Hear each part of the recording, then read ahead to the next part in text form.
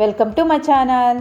ఇవాళ వీడియోలో మనం గోధుమ పిండి పల్లీలు ఈ రెండు చాలా హెల్త్కి మంచిది. అలాంటి దాంతో ఒక స్పెషల్ రెసిపీ తయారు చేసుకుందాం. దీనికోసం ముందుగా నేను ఒక మిక్సీ గిన్నె తీసుకున్నాను. మిక్సీ గిన్నె తీసుకుని దానిలో 1 స్పూన్ వరకు సోంపు వేసుకోవాలి. ఈ సోంపు వేయడం వల్ల మనం చేసే రెసిపీ చాలా టేస్ట్గా ఉంటుంది. లవంగాయలు 2 వేసుకోండి. దాల్చిన చెక్క చిన్న ముక్క వేసుకోవాలి. మరీ పెద్ద సైజు వేసుకోకుండా చిన్న ముక్క వేసుకుంటే సరిపోతుంది. నెక్స్ట్ అనస పువ్వు 1 వేసుకోవాలి. ధనియాలు 1 స్పూన్ వరకు వేసుకోండి. మిరియాలు 1 స్పూన్ వేసుకోండి. ఈ మిరియాలు వేయడం వల్ల ఘాటుగా చక్కగా మనకి ఫ్లేవర్ అంతా కూడా మంచిగా ఉంటుంది. ఇంకా చలికాలంలో కూడా మిరియాలు వేస్తే ఆరోగ్యానికి కూడా మంచిది. యాలక్కాయలు 1 వేసుకోండి. ఇప్పుడు దీన్ని మనం బరకగా మిక్సీ చేసుకోవాలి. మరీ మెత్తగా కాకుండా బరకగా చేసుకొని ఇప్పుడు ఈ పౌడర్ని ఒక బౌల్లోకి తీసేసుకోండి. ఇప్పుడు దీన్ని పక్కన పెట్టుకోండి. మసాలా పొడి రెడీ చేసుకున్నాం కదా. ఇప్పుడు ఒక బౌల్ తీసుకోండి. దానిలో 1 కప్పు వరకు గోధుమ పిండి వేసుకోవాలి. రుచికి తగినట్లుగా సాల్ట్ వేసుకోండి.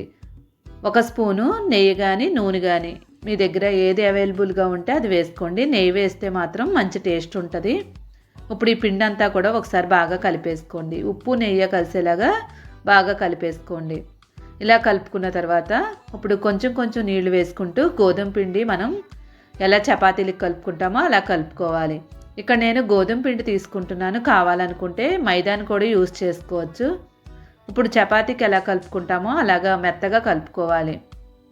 పిండి కలిపిన తర్వాత మనకి స్మూత్గా ఉండాలి. చేతికి ఇలాగ అంటుకుంది కదా, అంటే మనకి పిండి అనేది మనకి మెత్తగా ఉన్నట్లు. అంతా దగ్గరికి అనేసుకొని ఇప్పుడు మూత పెట్టి ఒక 10 నిమిషాలు అలానే వదిలేసుకోండి. మనం పొయ్యి మీద కళాయి పెట్టుకుందాం. కళాయి హీట్ అయిన తర్వాత 1/2 కప్పు వరకు పల్లీలు వేసుకోవాలి. ఈ పల్లీల్ని మనం దోరగా వేయించేసుకోవాలి. మనకి పల్లీలు ఎలాగ చట్నీకి వేయించుకుంటామో అలా వేయించేసుకొని ఈ పల్లీలన్నింటినీ కూడా చల్లారనివ్వండి. ఇప్పుడు అదే మిక్సీ గిన్నెలో పల్లీల మీద తొక్కంతా తీసేసుకొని పల్లీల్ని మిక్సీ చేసుకోవాలి. ఈ పల్లీ పొడిని కూడా మనం మరీ మెత్తగా కాకుండా దీన్ని కూడా మనం బరకగానే మిక్సీ చేసుకోవాలి. ఇలా బరకగా మిక్సీ చేసుకున్న తర్వాత ఇప్పుడు అదే పాన్లో మనం ఒక 2 టేబుల్ స్పూన్ల వరకు నూనె వేసుకోండి. నూనె వేడైన తర్వాత 1 స్పూను జీలకర్ర వేసుకోవాలి. జీలకర్ర కొంచెం మనకి వేగాలి. 1 నిమిషం పాటు వేయించేసుకోవాలి. వేయించిన తర్వాత ఇప్పుడు ఒక పెద్ద సైజు ఉల్లిపాయను తీసుకొని చిన్న ముక్కలుగా కట్ చేసుకొని వేసుకోవాలి. నెక్స్ట్ మనం పచ్చిమిరపకాయలని 3 తీసుకొని వీటిని కూడా మనం చిన్న ముక్కలుగా కట్ చేసుకొని వేసుకోవాలి. ఇప్పుడు ఈ ఉల్లిపాయలని పచ్చిమిరపకాయలని 1 నిమిషం పాటు వేయించేసుకుందాం. ఇలా 1 నిమిషం వేయించిన తర్వాత దీనిలో అల్లం వెల్లుల్లి పేస్టు 1/2 స్పూన్ వరకు వేసుకోండి. అప్పటికప్పుడు దంచుకొని అల్లం వెల్లుల్లి పేస్ట్ వేసుకున్నట్లయితే మనకి మంచి టేస్ట్గా ఉంటుంది. ఇంకా ఫ్లేవర్ కూడా బాగా తెలుస్తుంది. ఇప్పుడు అల్లం వెల్లుల్లి పేస్ట్ని కూడా వేయించేసుకోండి. ఇలాగా ఉల్లిపాయలు పచ్చిమిరపకాయలు అల్లం వెల్లుల్లి పేస్టు ఇవన్నీ వేగిన తర్వాత ఇప్పుడు దీనిలో మనం ఆల్రెడీ మసాలా పౌడర్ తయారు చేసుకున్నాం కదా, ఆ పౌడర్ని వేసేసుకోవాలి. ఇక్కడ మనం చేసుకునేది డ్రైగానే ఉంటుంది. వాటర్ అసలు యాడ్ చేయ అవసరం లేదు. ఈ మసాలా పౌడర్ అంతా వేసిన తర్వాత సాల్ట్ యాడ్ చేసుకోండి. రుచికి తగినట్లుగా సాల్ట్ వేసుకొని 1.5 స్పూన్ వరకు కారం వేసుకోండి. ఆల్రెడీ మిరియాలు వేసుకున్నాం కాబట్టి మరీ ఎక్కువ వేసుకోకండి. పసుపు 1/2 స్పూను. ఇప్పుడు ఈ కారం అంతా కూడా పచ్చివాసన పోయే వరకు 2-3 నిమిషాల పాటు వేయించేసుకోండి. ఇప్పుడు మనం ఆల్రెడీ మిక్సీ చేసుకున్నాం కదా పల్లీల్ని, ఆ పల్లీ పొడిని కూడా దీనిలో వేసేసుకోవాలి. పల్లీ పొడి వేసిన తర్వాత మొత్తం అంతా బాగా కలిపేసుకొని ఒక 3 నిమిషాల పాటు బాగా వేయించేసుకోండి. పల్లీలు ఆరోగ్యానికి చాలా మంచిది కాబట్టి నేను ఛానల్లో పల్లీలతో చాలా వెరైటీ రెసిపీలు తయారు చేశాను. కావాలనుకున్న వాళ్ళు మీరు ఛానల్లోకి వెళ్ళి చాలా రెసిపీలని ట్రై చేయండి. ఇప్పుడు ఈ మొత్తం అంతా కలిపిన తర్వాత కొత్తిమీర వేసేసుకోండి. ఇప్పుడు కొత్తిమీర వేసిన తర్వాత కలిపేసుకొని స్టవ్ ఆఫ్ చేసుకొని పూర్తిగా దీన్ని చల్లారనివ్వండి. ఇక్కడ మనం డ్రైగానే తయారు చేస్తున్నాము. అసలు వాటర్ అనేది యాడ్ చేయకూడదు. ఇలానే ఉంచేసుకోవాలి. నెక్స్ట్ మనం ఆల్రెడీ పిండి కలిపి ఉంచుకున్నాం కదా గోధుమ పిండిని, ఒకసారి మూత తీసి 2-3 నిమిషాల పాటు బాగా కలిపేసుకోండి. ఈవినింగ్ స్నాక్స్లా తయారు చేసుకోవాలనుకునే వాళ్ళు ఉంటే చిన్న బాల్స్లా తయారు చేసుకోండి. లేదు మార్నింగ్ బ్రేక్ఫాస్ట్లో కానీ నైట్ డిన్నర్లో కానీ తీసుకోవాలనుకునే వాళ్ళు ఉంటే పెద్ద సైజు బాల్స్లా తయారు చేసుకోండి. ఇప్పుడు ఈ పిండిని మనం చిన్న బాల్స్లా తయారు చేసుకుంటున్నాము. వీటిని అన్నింటినీ ముందే తయారు చేసుకొని ఒక ప్లేట్లో పెట్టేసుకొని పక్కన పెట్టుకోండి. ఇప్పుడు ఈ పిండి ముద్దలన్నీ కూడా మనం చిన్న సైజు చపాతీలు చేసుకోవాలి. ఒక్కొక్క దానికి 2 చపాతీలు చేసుకోవాలి. ముందు ఒక చపాతీని తీసుకొని మనం ఏ షేప్లో అయినా కూడా తయారు చేసుకోవచ్చు. చేసుకున్న తర్వాత రౌండ్ షేప్ని కట్ చేసుకోవచ్చు. చపాతీని మనం ఈ సైజ్ చేసుకున్న తర్వాత ఇప్పుడు ఏదైనా ఒక బౌల్ కానీ లేదంటే ఒక గిన్నె షార్ప్గా ఉన్నదాన్ని తీసుకోండి. షార్ప్గా ఉన్న బౌల్ తీసుకొని కట్ చేసేసుకొని ఎక్స్ట్రా ఉన్న పిండిని తీసేసుకోండి. ఇలా కట్ చేయడం వల్ల మనకి లోపలంతా కూడా మనకి సమానంగా లేయర్ అంతా కూడా సమానంగా వస్తుంది. మరీ లావుగా కాకుండా సన్నగా ఉంటుంది. మరీ పలచగా చేసుకున్నాం అనుకోండి మనకి పక్కకు వచ్చేస్తూ ఉంటుంది. కాబట్టి కట్ చేసుకున్నట్లయితే కరెక్ట్గా సైజులో వస్తాయి. ఇలాగ మొత్తం 2 తయారు చేసుకున్న తర్వాత ఇప్పుడు మనం ఆల్రెడీ తయారు చేసుకున్న స్టఫింగ్ని దీని మధ్యలో పెట్టేసుకోవాలి. ఇప్పుడు దీనిపైన మనం రెండో చపాతీని తీసుకొని క్లోజ్ చేసేయండి. ఇప్పుడు 2 పెట్టేసుకున్న తర్వాత ఫోర్క్ తీసుకొని డిజైన్లా కావాలనుకున్న వాళ్ళు ఉంటే ఫోర్క్తో గట్టిగా ప్రెస్ చేసినట్లయితే మనకి చుట్టూరు కూడా డిజైన్ వస్తుంది. ఎవరైనా గెస్ట్లు వచ్చినప్పుడు కానీ లేదంటే పిల్లలకి స్నాక్స్లా తయారు చేసినప్పుడు ఇలా చేసి పెట్టండి. చూడడానికి బాగుంటుంది కాబట్టి మనకి వద్దనకుండా కూడా తినేస్తారు. చూడండి రెడీ అయిపోయింది కదా. ఇప్పుడు ఇలాగా పక్కన పెట్టుకోండి. లేదు పెద్ద సైజు డిన్నర్లో తయారు చేసుకోవాలనుకునే వాళ్ళు ఉంటే పెద్ద సైజు బాల్ తీసుకొని దాన్ని ఎలా తయారు చేసుకోవాలో చూద్దాం. ముందు చపాతీలా తయారు చేసుకొని 1 స్పూన్ వరకు ఆయిల్ వేసుకోండి. చపాతీకి ఎలా ఫోల్డింగ్ చేస్తామో అలా చేసేసుకోవాలి ఫస్ట్. ఇలా చేసుకున్న తర్వాత ఇప్పుడు మనం ఒక లేయర్ లాగా తీసుకొని లోపల మనం స్టఫింగ్ వేసుకోవాలి.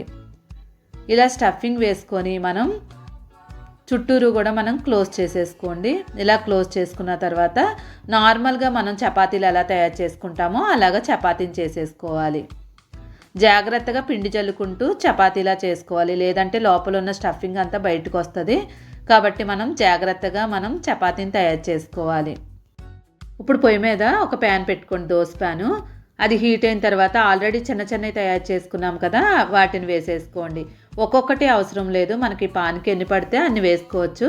ఇక్కడ నేను 2 వేసుకుంటాను, ఇంకా ప్లేస్ ఉంది. 3-4 కూడా చేసుకోవచ్చు. ఇప్పుడు దీనిపైన మనం ఆయిల్ కానీ నెయ్యి కానీ వేసుకోవాలి. చపాతీలు ఎలా కాల్చుకుంటామో అలాగే కాల్చేసుకోవాలి. లేదు డీప్ ఫ్రై కావాలనుకున్న వాళ్ళు ఉంటే డీప్ ఫ్రై కూడా చేసుకోవచ్చు. ఇలా డీప్ ఫ్రై చేసినట్లయితే మనకి సేమ్ మనకి సమోసా ఎలా ఉంటుందో అదే టేస్ట్ వస్తుంది.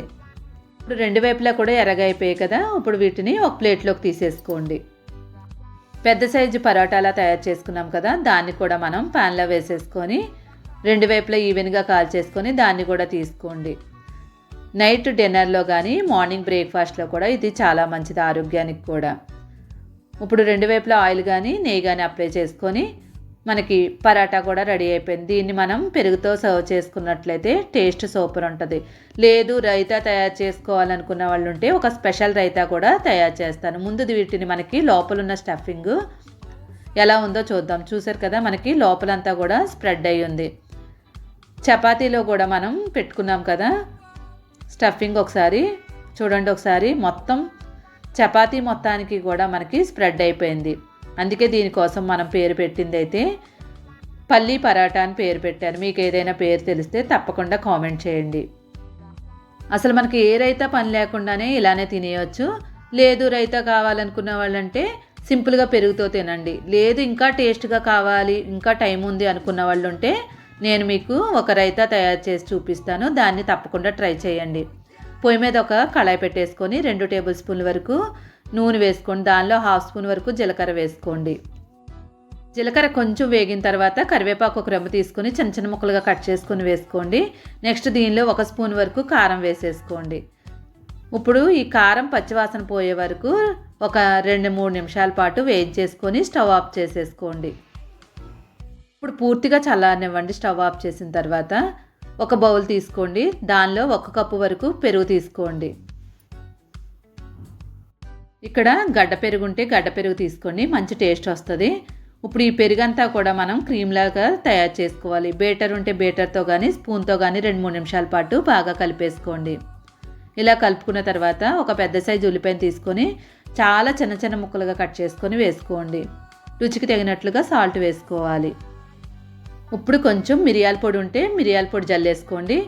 ఇలా జల్లుకున్న తర్వాత ఆల్రెడీ మనం వేయించి ఉంచుకున్నాం కదా జీలకర్ర కారం, దాన్ని దీనిలో వేసేసుకోండి. చాలా సింపుల్గా టేస్టీ అయిన రైతా తయారు చేసుకున్నాం. ఇది మనకి ఓన్లీ పరాటాలోకే కాకుండా మనం బిర్యానీలోకి కూడా చాలా యూస్ఫుల్గా అవుతుంది. తప్పకుండా ట్రై చేసి ఎలా వచ్చిందో కామెంట్ చేయడం మాత్రం మర్చిపోవద్దు. వీడియో నచ్చితే like, share, subscribe my channel. Thank you for watching.